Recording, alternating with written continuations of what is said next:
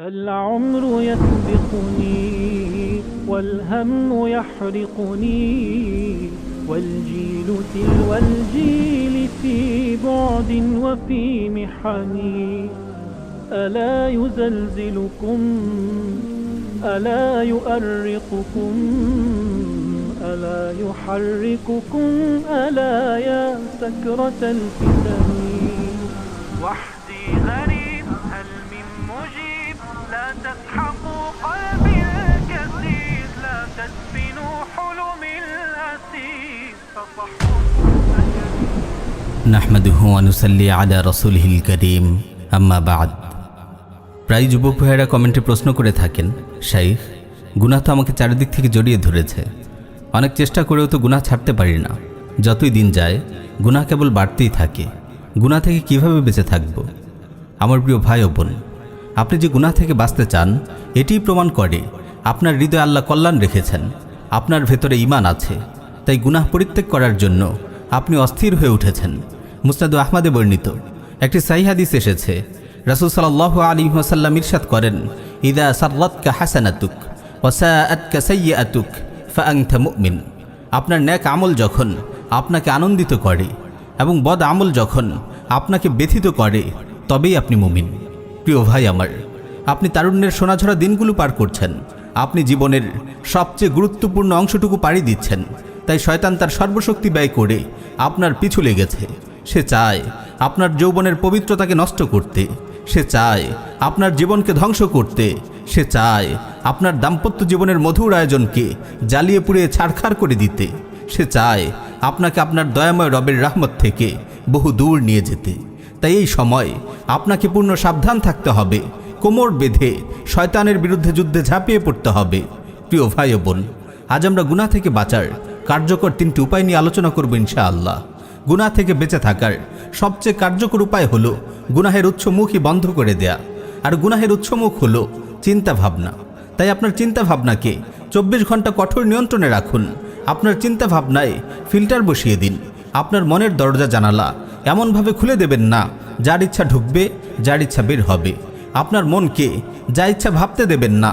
মনে রাখবেন, যত গুনাহে আপনি লিপ্ত হন তার শুরুটা আপনার চিন্তাভাবনা থেকেই শুরু হয়।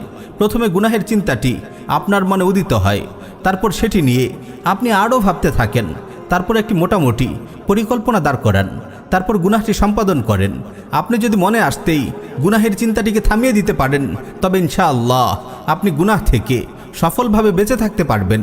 আমাদের মনে সব সময় কোনো না কোনো চিন্তা ঘুরপাক খেতেই থাকে, কিন্তু খেয়াল রাখবেন, যখনই কোনো বাজে চিন্তা মাথায় আসে সাথে সাথে ঝেঁটিয়ে বিদায় করুন, বন্ধ করে দিন গুনাহের উৎস মুখ। মনকে আজে বাজে চিন্তা থেকে দূরে রাখতে নিজেকে সব সময় গঠনমূলক কাজে ব্যস্ত রাখুন। 5 ওয়াক্ত সালাত যে কোনো মূল্যে মসজিদে গিয়ে জামাতের সাথে আদায় করুন।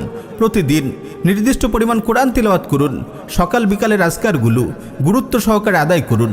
দিনই বইপত্র পড়ুন, আর পুরো দিন কল্যাণমূলক চিন্তায় নিজেকে ব্যস্ত রাখুন। যখনই কোনো গুনার খেয়াল মনে উদিত হয়, আপনি ইস্তেগফার পড়ুন, আল্লাহর জিকির করতে শুরু করুন। মনে রাখবেন, আমাদের মন একই সাথে দুটি চিন্তা করতে পারে না। আমরা যখন জিকিরে মশগুল হয়ে যাব, গুনাহের চিন্তা এমনিতেই থেমে যাবে। প্রিয় ভাই ও বোন, শয়তান বারবার আপনার হৃদয়ে কুমন্ত্রণা দেবে, আপনার অন্তরে গুনাহের চিন্তা ঢুকিয়ে দিবে। শয়তানের একটি বিষাক্ত তীর হলো কুদৃষ্টি। আপনি কঠোরভাবে আপনার নজরের হেফাজত করুন। ফেসবুক, ইউটিউবের এই যুগে নজরের হেফাজত বড় কঠিন ব্যাপার। আপনার ফেসবুক টাইমলাইনকে নিয়ন্ত্রণ করুন। নির্বাচিত ইসলামী আইডি পেজগুলোকে সিফারিশ দিয়ে রাখুন। ইউটিউব অন্তত 20টি ইসলামী চ্যানেল সাবস্ক্রাইব করে রাখুন। অশ্লীল অ্যাডগুলো হাইড করে দিন। শয়তানের নিক্ষিপ্ত কুদৃষ্টির তীর যখন আপনার অন্তরে গিয়ে লাগে, আপনি আর আপনার চিন্তাকে নিয়ন্ত্রণ করতে পারেন না। তাই নজরের হেফাজতকে সর্বোচ্চ গুরুত্ব দিন। প্রিয় ভাই, গুনাহ থেকে দূরে থাকার দ্বিতীয় আরেকটি উপায় হলো সৎসঙ্গ গ্রহণ। আপনাকে অবশ্যই অসৎসঙ্গ ত্যাগ করতে হবে। দেখে শুনে নামাজি নেককার লোকদেরকে বন্ধু হিসেবে গ্রহণ করুন, যাদের দেখলে আপনার আল্লাহর কথা মনে পড়ে, আখিরাতের কথা মনে পড়ে। যতদিন অসৎসঙ্গ ত্যাগ না করবেন, গুনাহ থেকে আপনি বেঁচে থাকতে পারবেন না। প্রিয় ভাই, গুনাহ থেকে দূরে থাকার তৃতীয় একটি উপায় হলো বিয়ে করে ফেলা। বিয়ের অভাবে যেসব গুনাহ হয়ে থাকে, বিয়ে করা ব্যতীত এসব গুনাহ থেকে বেঁচে থাকা এক প্রকার অসম্ভবই বলা যায়। তাই যে কোনো মূল্যে বিয়ে করে ফেলার চেষ্টা করুন।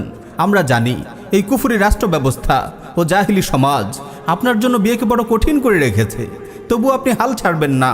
সাহিহ বুখারীতে এসেছে, রাসূল সাল্লাল্লাহু আলাইহি ওয়াসাল্লাম ইরশাদ করেন, ইয়া মা'শারাশ শাবাব মান ইসতাতা'a মিনকুমুল বা'আতা ফালইয়াতাযাওয়াজ ওয়া মান লাম ইসতাতি' ফা'আলাইহি বিস-সাওম ফাইন্নাহু লাহু উজা।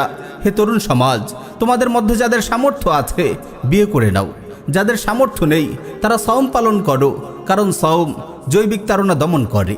প্রিয় ভাই, দুনিয়াতে একটি সুখময় জীবনের জন্য এবং আখিরাতে জাহান্নামের কঠিন আগুন থেকে বাঁচার জন্য আপনাকে মরণপণ সংগ্রাম চালিয়ে যেতে হবে। আপনি যদি আপনার যৌবনকে পবিত্র রাখতে পারেন, তারুণ্যের উর্বর দিনগুলোতে ইবাদতের ফসল ফলাতে পারেন, তবে আল্লাহ তাআলা আপনার জীবনকে সমৃদ্ধি ও সাফল্যে ভরে দিবেন। আল্লাহ আমাদের সবাইকে আমল করার তৌফিক দিন। আমিন ইয়া রাব্বাল আলামিন।